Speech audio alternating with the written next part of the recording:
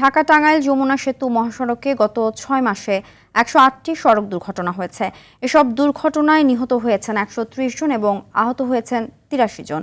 Police সূত্রে জানা যায়, পর্যাপ্ত বিশ্রামে না থেকে ঘুম নিয়ে গাড়ি চালানো, সড়কে শৃঙ্খলা না মানা, অদক্ষ চালক ও উঠতি বয়সী যুবকদের বেপরোয়া গতিতে মোটরসাইকেল চালানো এসব দুর্ঘটনার প্রধান কারণ।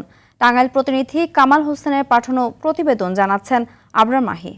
কালার এক্সপার্ট ডার্ক স্যাপ এবং মাইল্ড অন হ্যান্ডস টেকনোলজি সমৃদ্ধ অরিক্স অ্যাডভান্স ডিটারজেন্ট পাউডার আপনার লন্ড্রি এক্সপার্ট। ঢাকা-টাঙ্গাইল যমুনা সেতু মহাসড়কে মৃত্যুর মিছিল যেন কিছুতেই থামছে না। চলতি বছরের জানুয়ারি থেকে জুন পর্যন্ত ৬ মাসে ১০৮টি সড়ক দুর্ঘটনা ঘটেছে। সবচেয়ে বেশি ৩৬টি দুর্ঘটনায় ৩৯ জনের প্রাণহানি হয়েছে মে মাসে। এতে একদিনেই মৃত্যু হয় ১৮ জনের।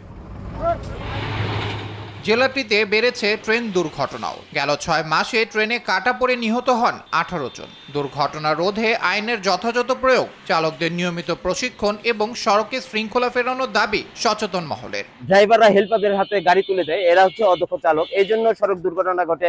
এছাড়া রাস্তাঘাটের কিছু সমস্যা আছে, যে সমস্যাগুলো বিভিন্ন স্থানে রাস্তা ভাঙা, গাড়ি চালানোর সময় তারা মোবাইল ফোনে কথা বলে, এসবের কারণে বেশিরভাগ দুর্ঘটনাগুলো ঘটে। আরেকটা বিষয় আছে যে অনেক সময় দেখা যায় যে তারা ঘুমিয়েও পড়ে। ছেলেরা যারা মোটরসাইকেল চালায় তাদের আসলে ড্রাইভিং লাইসেন্সও নাই, তাদের কোনো দক্ষতাও নাই, এই কারণে এই দুর্ঘটনা বেশি ঘটে।